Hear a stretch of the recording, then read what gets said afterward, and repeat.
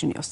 సచివాలయం అసెంబ్లీ తరలి వెళ్లాయి. ఇప్పుడు ఏపీ ట్రాన్స్కో జెన్కో వంతొచ్చింది. ఏప్రిల్ 1వ తారీఖు నాటికి ఏపీకి తరలి రావాలని ఉన్నతాధికారులకు ఆదేశాలు జారీ అయ్యాయి. ముందు సంస్థలు తరలి వెళ్తే తర్వాత ఏపీ ఈఆర్సీ కూడా బెజవాడ బాట పట్టనుంది.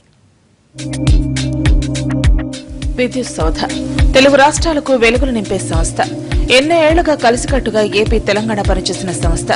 రాష్ట్రాలు విడిపోయి 2.5 ఏళ్లు దాటినా ఇంకా విద్యుత్ సంస్థలు ఇక్కడి నుంచే కలిసి పనిచేస్తున్నాయి. ఇప్పుడు ఏపీ జెన్కో, ట్రాన్స్కో బెజవాడలోని గుణదల్లో నిర్మిస్తున్న విద్యుత్ సౌధకు తరలి వెళ్లనున్నాయి. ఏప్రిల్ 1 నుంచి అక్కడ నుండే పరిపాలన సాగించాలనుకుంటున్నారు. ఉద్యోగులకు ఏప్రిల్ 1 నాటికి బెజవాడ రావాలని ఇప్పటికే ప్రభుత్వం ఆదేశాలు జారీ చేసింది.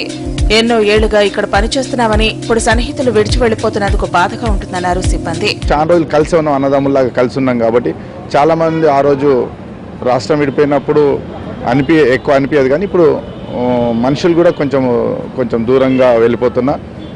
ఇప్పటికీ కొన్ని సంబంధాలు ఉన్నాయి, వాళ్ళకు మనకు కంటిన్యూగా ఉన్నాయి కాబట్టి వాళ్ళు ఎప్పుడైనా హైదరాబాద్లోనే చాలా మంది ఉంటున్నారు కాబట్టి ఇక్కడ ఫంక్షన్స్ కానీ మేము అక్కడ ఫంక్షన్ కానీ రెగ్యులర్గా మేము కలిసే ఉండాలని కోరుకుంటూ భౌగోళికంగా విడిపోయిన ఆప్యాయతలు, అనురాగాలు ఎప్పటికీ ఉంటాయంటున్నారు ఉద్యోగులు.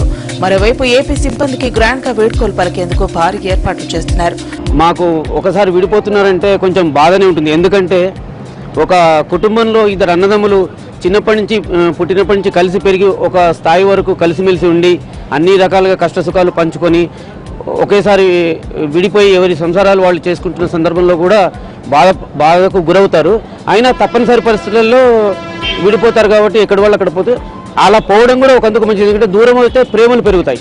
ముందు ఏపీ ట్రాన్స్కో జెన్కో తరలి వెళ్లగా తర్వాత ఏపీ ఈఆర్సీ కూడా తరలి వెళ్లనుంది. మరోవైపు 1200 మంది విద్యుత్ ఉద్యోగుల స్థానికత సమస్య అంశం కోర్టులో నడుస్తుండటం, మరోవైపు తుది తీర్పు వచ్చే వరకు తెలంగాణలోనే పనిచేయాల్సి ఉంది.